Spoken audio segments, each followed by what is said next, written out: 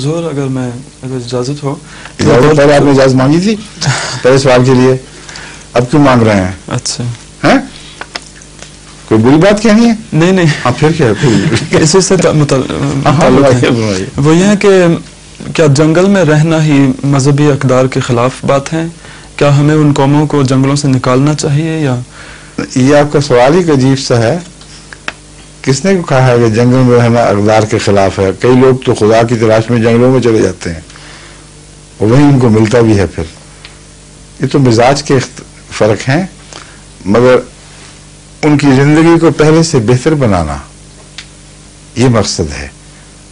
اندھیروں سے نکالنے کا مطلب ہے ہر تکلیف دہ چیز سے ہر بہتر چیز کی طرف ان کو لے آنا، خواہ وہ اعتقادات سے تعلق رکھتی ہو، خواہ اعمال سے، خواہ طرز بود و باش سے.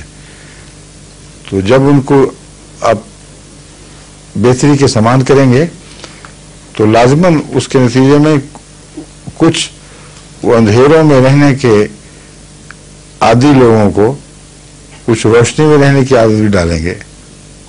ان معنوں میں ان کو جنگل سے نکالا جائے گا، اور ان معنوں میں نہیں کہ جنگل میں رہنا کوئی نعوذ باللہ مذہبی اقدار کے مخالف بات ہے. ٹھیک ہے؟